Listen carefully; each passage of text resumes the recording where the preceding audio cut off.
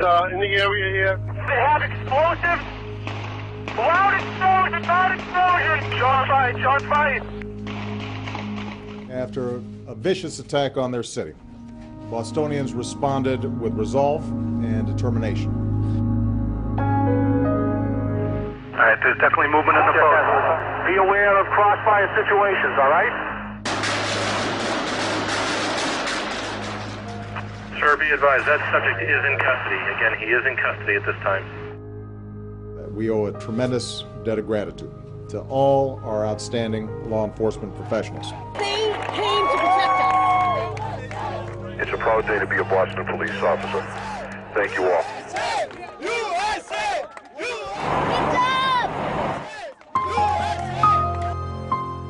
Tonight we think of all the wounded still struggling to recover. Certainly we think of Crystal Campbell, Ling Su Lu, little Martin Richard. We also send our prayers to the Collier family, who grieve the loss of Sean. We will determine what happened, and we'll continue to do whatever we have to do to keep our people safe. We're so grateful to bring justice and a closure to this case. Tonight, we can sleep a bit easier.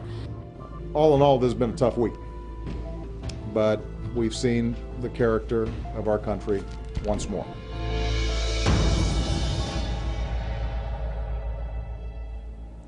Good evening. I'm Jim Axelrod. It's now just over 24 hours since the capture of Jahar Tsarnaev, suspect number 2 in the Boston Marathon bombings. Tonight, makeshift memorials appeared near the race's finish line, where 2 homemade bombs killed 3 people and wounded 170 others. Tsarnaev, the surviving suspect, remains in serious condition with 2 gunshot wounds. He's under heavy guard at Boston's Beth Israel Hospital, the same hospital where 12 bombing victims are being treated. The focus now, unraveling the plot. John Miller is a former assistant director of the FBI. And John, Tsarnaev cannot speak to investigators yet. Why not?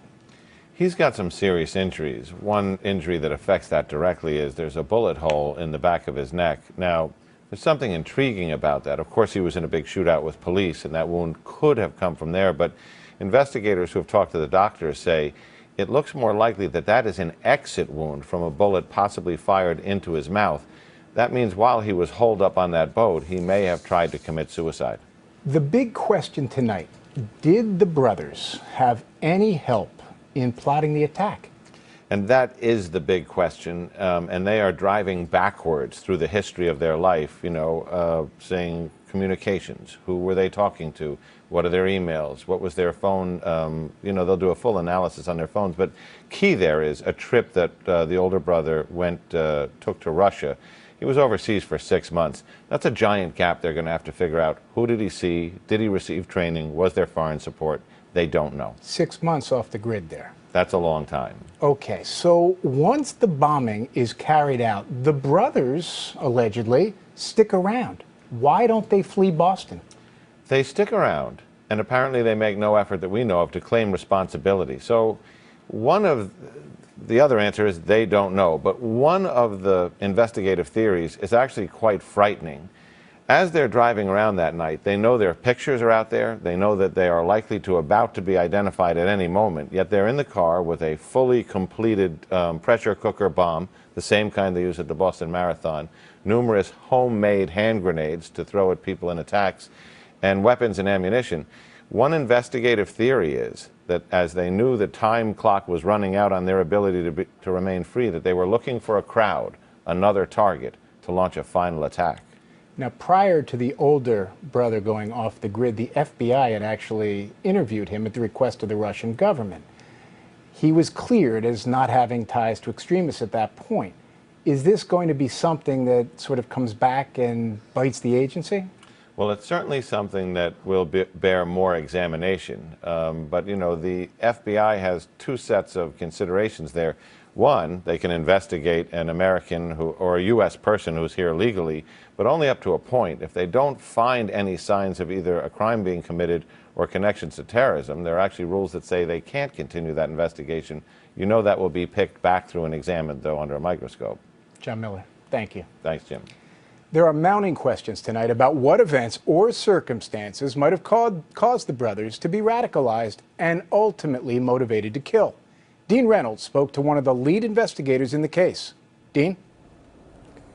Jim, good evening. Well, as you pointed out, one of the lingering questions about the bombing was whether it was the work of a larger conspiracy. Well, Edward DeVoe, the chief of police of Watertown, where the concluding chapter in this drama was written right here on this street last night, just told us he doesn't think so.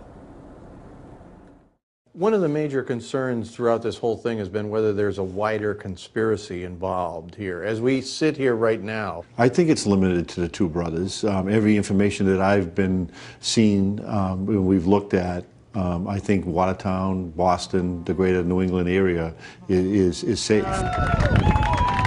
Chief DeVoe told us he's grateful there were no casualties among his men, 6 of whom confronted the 2 suspects early yesterday morning in a shooting that left 26-year-old Tamerlan Tesnayev dead. He came out from undercover and started walking towards. He seemed to be engaged to one of our officers and got within 10 feet. They were having a gunfight 10 feet apart. And then for us, thank God, he ran out of ammunition. I just wonder why I'm not attending a funeral of one of my police officers after what they went through and how we looked at that and what they did. It's just an amazing bunch of 6 guys. He said the Watertown police were able to trace and corner the suspects in their stolen vehicle because they left with the cell phone of the car's owner inside. And eventually we were able to ping that phone and find out that it was in Watertown. And it was heading in a certain neighborhood of Watertown. So my first officer saw the car. The surviving suspect, Dzhokhar Tesnayev, was apprehended last night after a heat-sensing camera in a state police helicopter detected the contours of a human shape in a boat parked in a Watertown backyard. Now, the Watertown police are understandably proud, as their chief told us, we don't have to worry about what might have happened if his men had not confronted the 2 suspects. They were heavily armed, said the chief, and they wanted to kill more people. Jim? Dean, thank you. There are growing calls tonight from Washington to treat Dzhokhar Tsarnaev, an American citizen, as an enemy combatant, not a criminal defendant. That would mean denying him certain constitutional protections. But how could 2 young men who call this country home become terrorists? Why did young men who grew up and studied here as part of our communities and our country resort to such violence? The brothers Tsarnaev had been in the United States for nearly a decade. Ethnic Chechens, they came with their family to Cambridge, fleeing violence in their homeland for a better life in America. Immediately, 8-year-old Dzhokhar just seemed to fit in. I know this kid to be compassionate. I know this kid to be forthcoming. He's a great athlete. He's a sportsman. He's never been in trouble.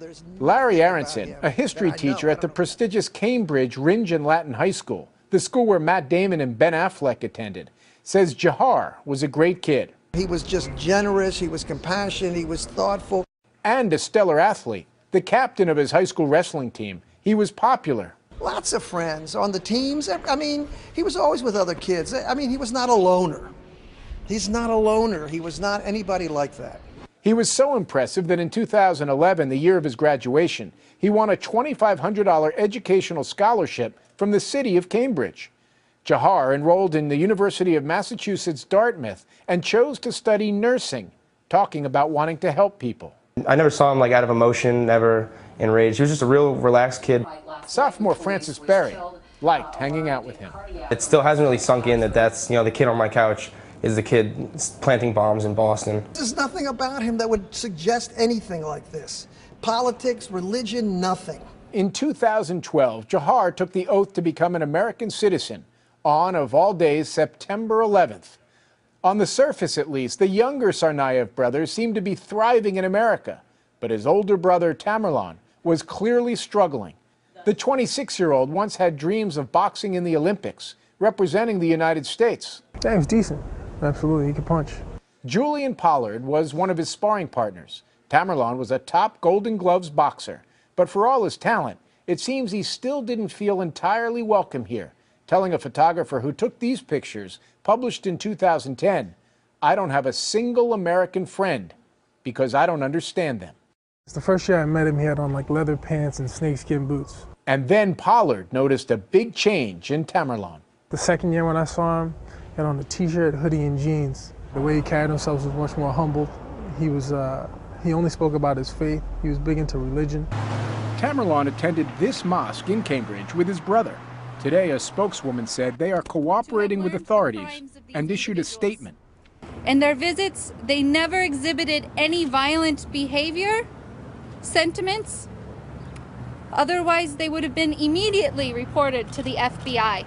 CBS News spoke by phone to a woman whose friend became Tamerlan's wife and the mother of his child. No, he just seemed like a really normal, average guy when we met him, and then really started to change. He became very violent toward her and was brainwashing her into converting into Muslim. In 2009, a domestic violence complaint reportedly was filed by another woman against Tamerlan. In Russia yesterday, Tamerlan's father told a reporter the complaint was the reason his eldest son never became an American citizen. His wife's family commented on the marathon bombings, saying they were, quote, sickened by the horror he has inflicted. At least 5 years before the bombing, Tamerlan's life started to take a dark turn. He dropped out of community college, and his close friend was murdered. A search of social media sites shows two very different sides to Tamerlan. Here he is on one, joking around about regional accents. He also posted videos on YouTube that feature Muslim extremism. The jihad is already in force to liberate the Holy Land. No one can stop that jihad. No one can stop it. But there's no evidence yet tying Tamerlan or his brother to any Islamic extremists. In Russia yesterday, their father defended them. My boys never even saw weapons, he said, except maybe on TV. But this was a Chechen family with roots in a region that had seen bloody civil war and serious incidents of terrorism. In 2002, Chechen militants took more than 800 theatergoers hostage in Moscow. 130 hostages died. We were positioned 50 meters from the school.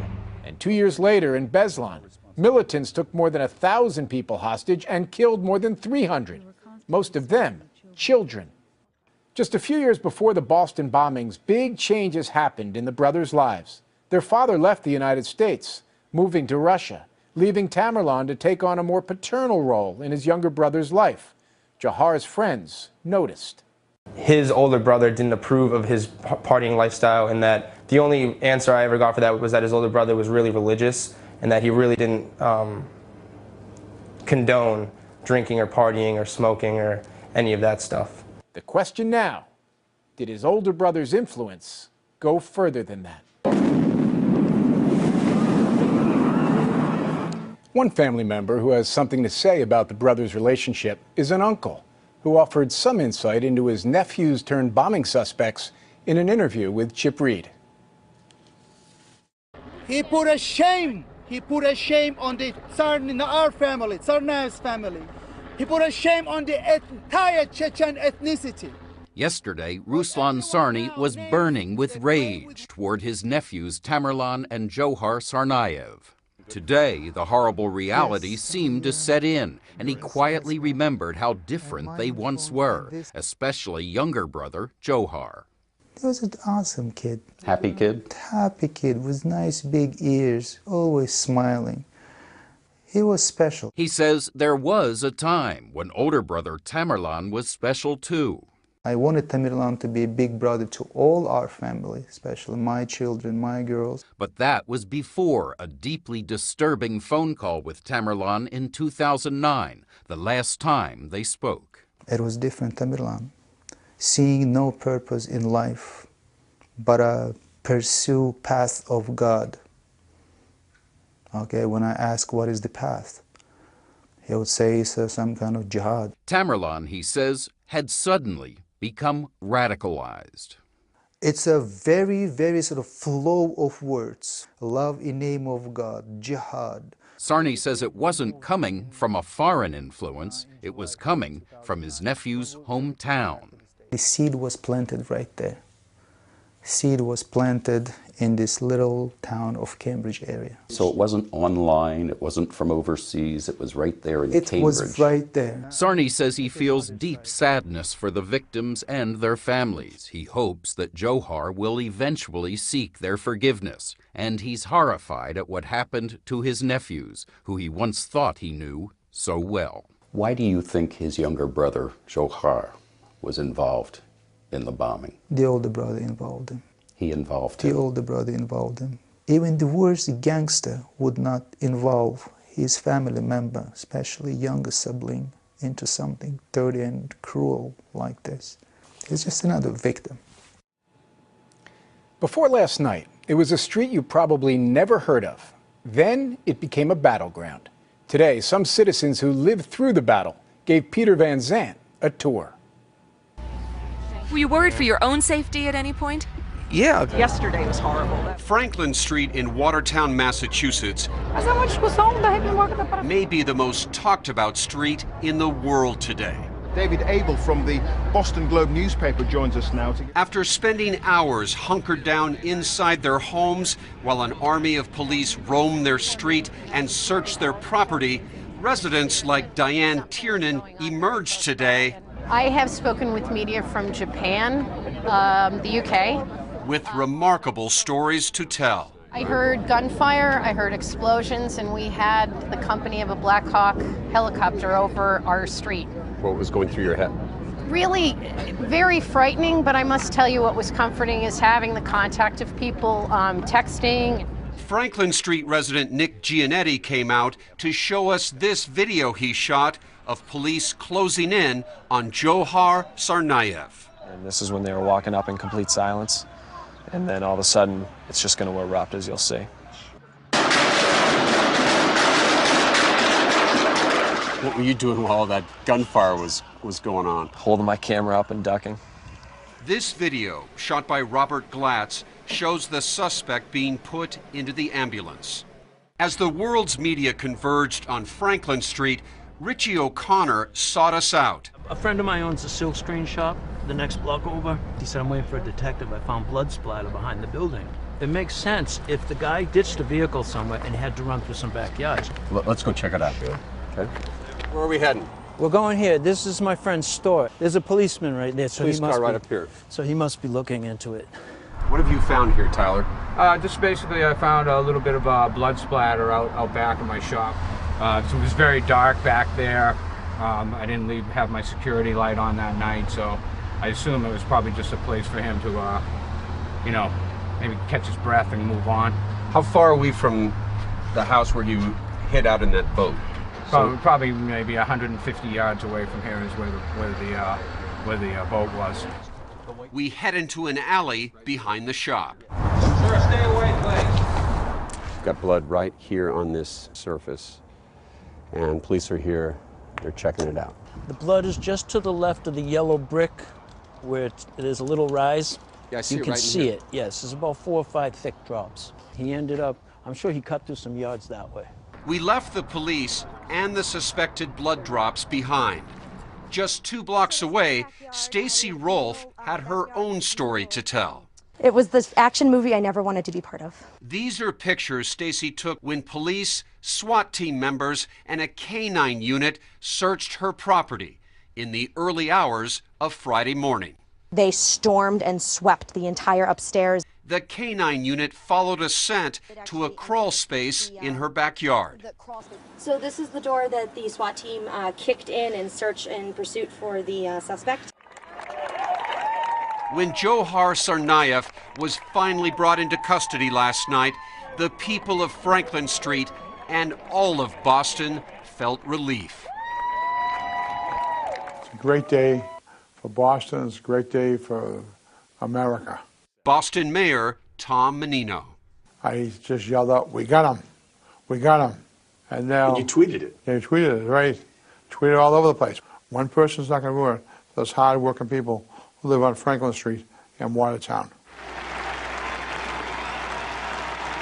At Boston's Fenway Park this afternoon, there was a celebration as the beloved Red Sox took to the field. Won't you join us as we observe a moment of silence those lost and wounded were remembered in an emotional ceremony.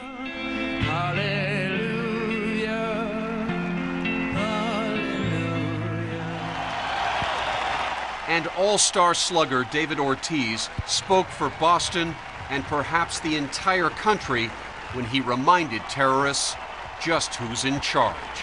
This is our city. And nobody gonna dictate our freedom. Stay strong. Thank you.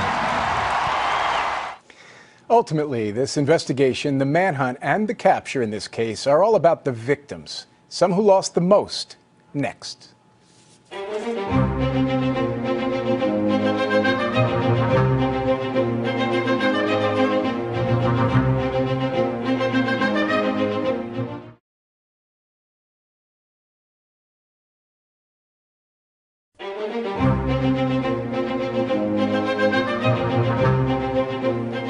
One way to measure the impact of the harrowing events in Boston and surrounding towns is by the numbers. 4 innocent people killed, more than 170 wounded. Of those, 54 remain hospitalized. 6 of them are in critical condition. Terrell Brown now measures the personal toll. A day after a city and a nation focused on a manhunt, concern and attention returned to the injured and mourning for the dead. Officer Richard Donahue Jr., a 33-year-old Massachusetts Bay Transit officer married with a 6-month-old son, remains in critical but stable condition after yesterday's surgery for a single gunshot wound. In an ironic twist of fate, Officer Donahue attended the police academy with his friend Sean Collier, the 26-year-old MIT campus police officer shot and killed by the suspected bombers. Officer Collier, an avid skier and hiker, was about to take a new position as a police officer in nearby Somerville. Deputy Police Chief Paul Upton. Sean lived to be a good police officer. That was his goal in life. That's what he wanted to be. That's what he was. They took my crystal away from me. I feel it in my heart. My heart is heavy. Lillian Campbell, grandmother of 29-year-old Crystal, is trying to come to terms with the unthinkable. A grandmother is not supposed to bury their young children. They should be gone first. And the kids should just go on with their lives, you know, and do the best they can. When you think about her, what's the one thing that comes to mind?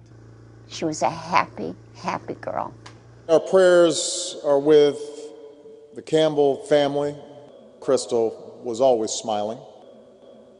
Our prayers are with the Liu family of China, who sent their daughter Lingzi to BU so that she could experience all that this city has to offer. Our prayers are with the Richard family of Dorchester. Our hearts are broken for 8-year-old Martin, and we're left with 2 enduring images of this little boy, forever smiling for his beloved Bruins and forever expressing a wish he made on a blue poster board. No more hurting people. Peace. And first responders like Massport Fire Lieutenant Michael Ward grapple with what they saw. Somehow I ended up with little Martin, and I just remember his injuries. But he didn't seem that bad. He never complained, never cried. He just had a beautiful face, big, big doe eyes. And he was just looking up, kind of like, why? And I'm just trying to reassure him, and we're trying to help him, but that was it. I did what I could do. Today in Boston,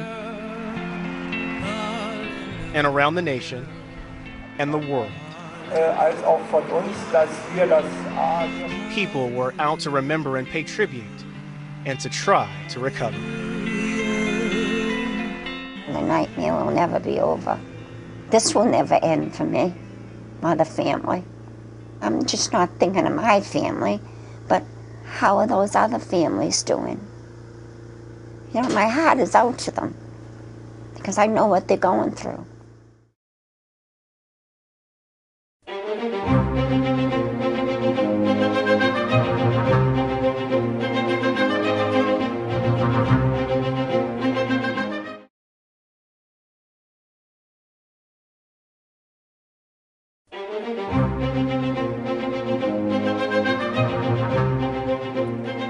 beginning to end this week, social media tools have been all over the Boston bombing case.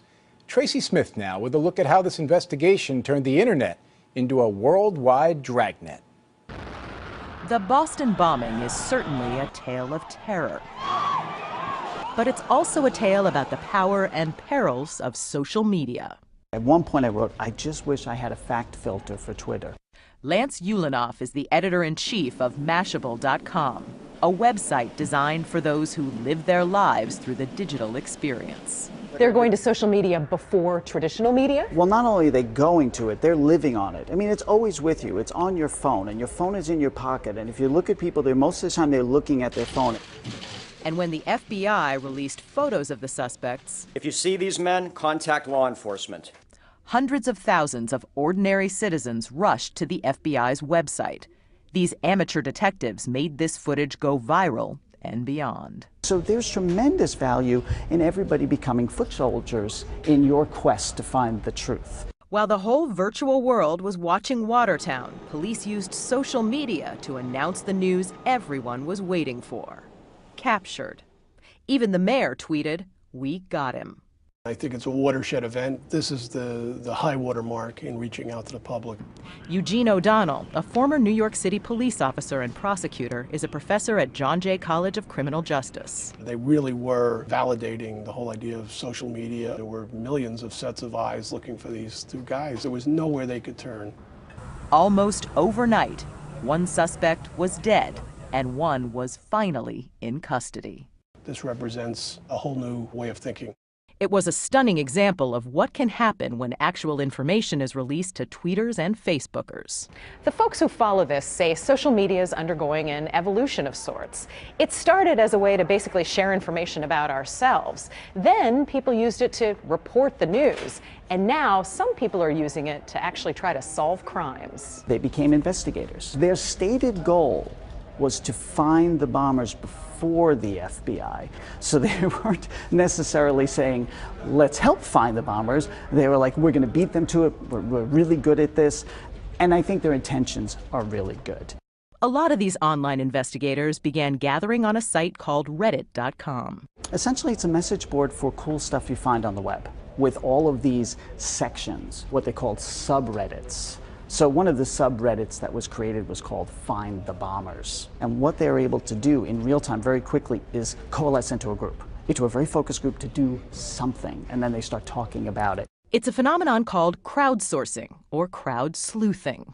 They get all these photos and videos and then just start analyzing them? Right. Like so what they do would? is they take the image and they put it up on a server where everyone can see it. They all work together and try and figure it out. Reddit and Twitter were criticized for making mistakes. Didn't they ID the wrong people at one point? Yes. Reddit would on occasion have the wrong name and they'd find a face that was clear and they'd start to pass it around. And because of the virality of social media, that takes off like a shot. But as Ulanoff points out, the crowd sleuths did have some success. There's an interesting photo that they were looking at, and it's a photo that you've since seen in other places and on the news of the alleged bomber walking away, turning a corner. I mean, it's him. It's the white cap. It's him. I've seen this time and time again. The internet corrects itself. Social media figures it out. And you can bet that when the next big event happens, these online citizen reporters and amateur detectives will be out there watching very closely.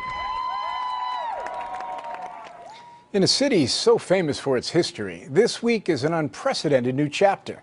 6 historic days when we come back.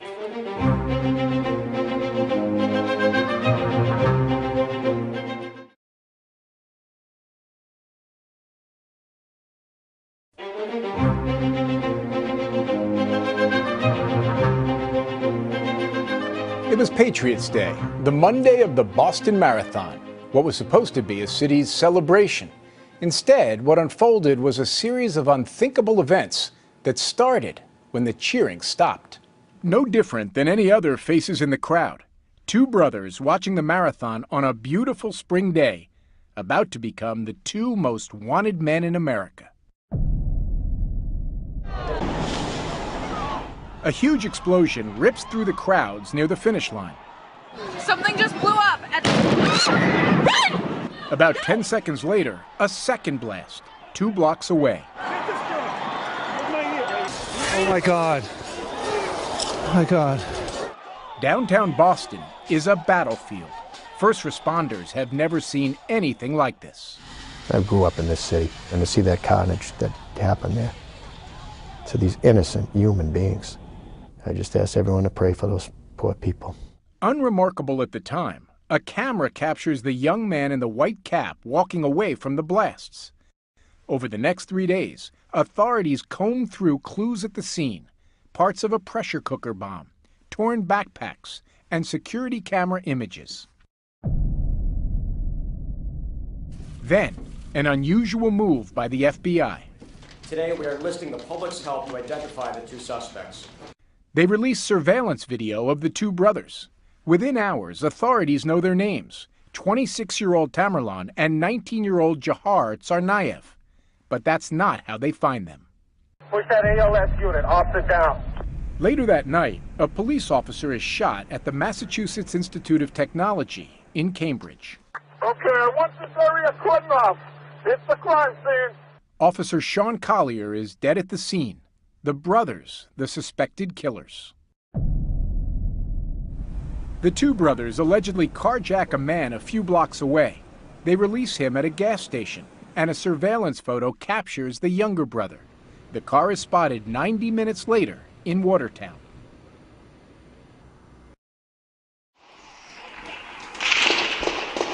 Police give chase, and a gun battle erupts.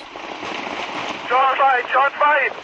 The pursuit went into a residential neighborhood not far from here. During the course of that pursuit, several explosive devices were discharged from the car at the police officers. They have explosives, some type of grenades. They're in between the houses down here. Heard a tremendous explosion that just lit up the night sky. Loud explosion, loud explosion, loud explosion.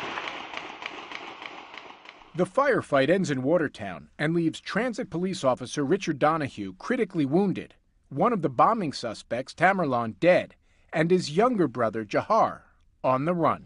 He should be considered armed and dangerous and is a threat to anybody that might approach him. So please, use extreme caution and stay in your homes. Mass transit is shut down. By early morning, much of the city is in lockdown. We believe this to be a terrorist. We believe this to be a man who's come here to kill people. Thousands of officers pour into 20 square blocks cordoned off, going house to house. I say, Jahar, if you're alive, turn yourself in and ask for forgiveness. SWAT teams swarm the University of Massachusetts Dartmouth, where Jahar Tsarnaev is registered as a student and was seen after the bombings. It's just like crazy how you can just be so cool and calm-tempered like that. It's been 12 hours. The lockdown is lifted and transit resumes. We do not have an apprehension of our suspect this afternoon, but we will have one.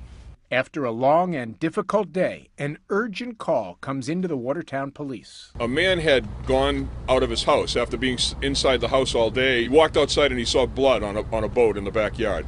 He then opened the tarp on the top of the boat and he looked in and saw a man covered with blood. He retreated and called us. Heat-seeking cameras captured the man hiding in the boat. Movement in the boat. All right, there's definitely movement in the boat. We exchanged gunfire with the suspect who was inside the boat, and ultimately the hostage rescue team of the FBI made an entry into the boat and removed the suspect who was still alive in the boat. Then, the words everyone had been waiting to hear. Sir, be advised, that subject is in custody. Again, he is in custody at this time. We're exhausted, folks, but we have a victory here tonight.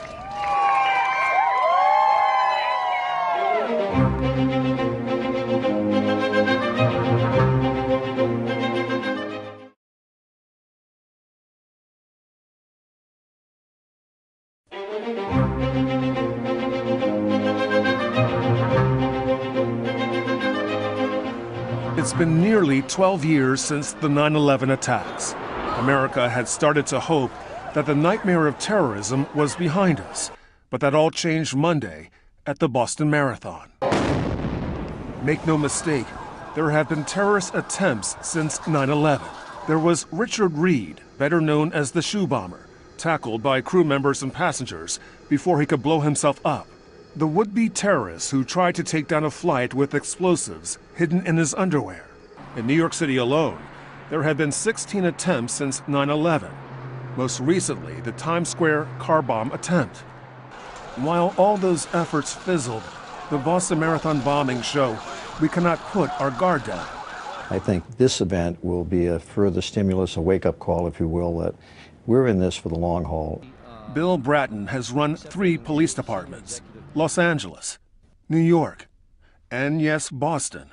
He says that protecting ourselves is a matter of dollars and cents. Unfortunately, as we have gotten farther away from 9/11, other than some of the major departments, that there has been a diminution of resources committed to counterterrorism activities. New York City is willing to pay the price, as my colleague Peter Van Zandt learned just yesterday. And Commissioner, where are we now? What is this very impressive room? This is our executive command center or conference It's room. late afternoon, and New York City Police Commissioner Ray Kelly has an alert. Someone has left a package on a city street. What is this right over here that we're looking at now? And that is a portrayal of the alert. In this case, it's a report of a suspicious package, and it is on Broadway in Brooklyn. Every hour, every day, New York authorities are on alert, keeping a video eye on hundreds of city streets. We say we're always on a state of alert here because we're the #1 target in America.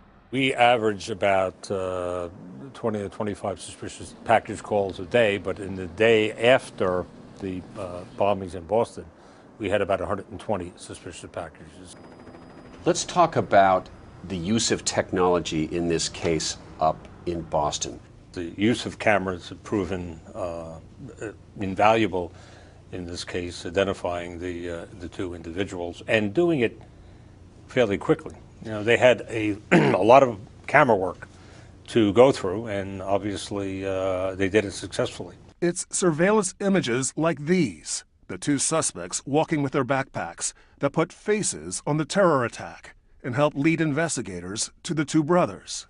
Every step of the way, technology played a part in solving this and bringing these young men to justice, every step of the way.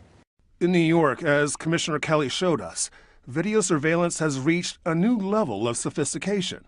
Now, if someone walked up here and placed a large bag on the sidewalk, the system that you have today, would someone detect that? We have the capability in many of our cameras to, yes, put in if you will, an alarm system that will alert us if a bag is put down and therefore a period of time, whatever determined it to be. And remember that suspicious package in Brooklyn? The one that set off this alert? It turned out to be harmless. Kelly admits the system isn't foolproof. Every city is vulnerable to a certain extent. There are no guarantees. There's no way that you can say with any certainty that you're going to prevent all terrorist attacks. What we try to do is to shift the odds in our favor. So did these terrorists succeed? They did, in the sense that they raised the level of fear for a period of time, but where they always lose is the unanticipated resilience that people show. We came together after 9/11. Boston, New England, the United States would come together around this event. Terrorists, by and large, in this country are always going to lose, and the sooner they get that message, the better.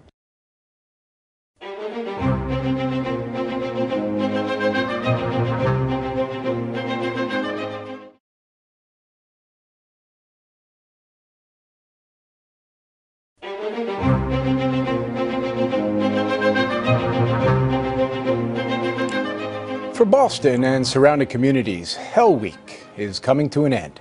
Some thoughts now from Richard Schlesinger on these days of tragedy and triumph. Something just blew up. Run! Go!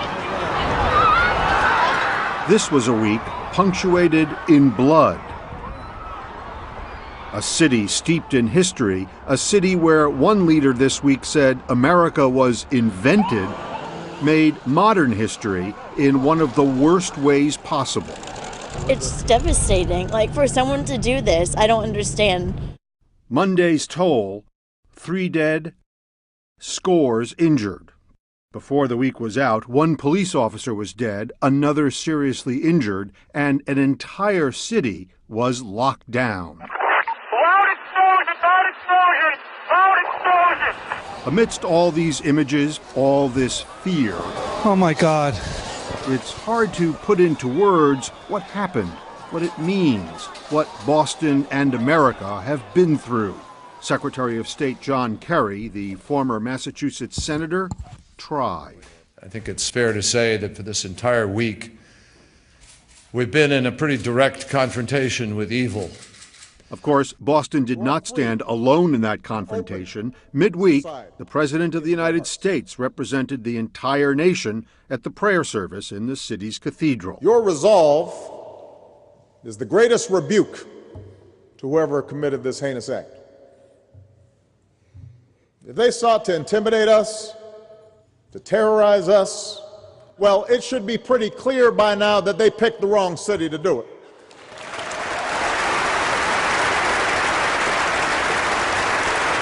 Not here in Boston.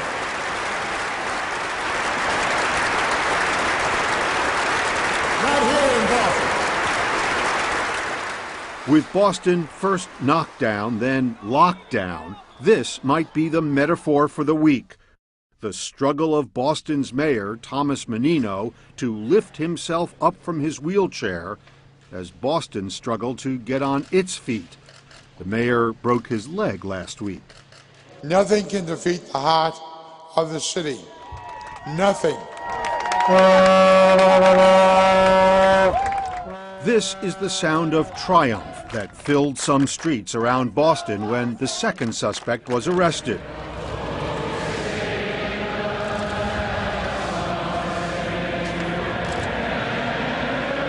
And they sang the national anthem a little louder at the game today. It was as if the entire city finally exhaled.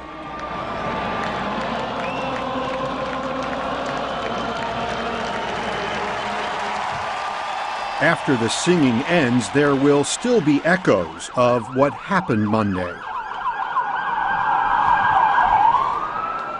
The runners will come back next year, but they won't be thinking just about the marathon.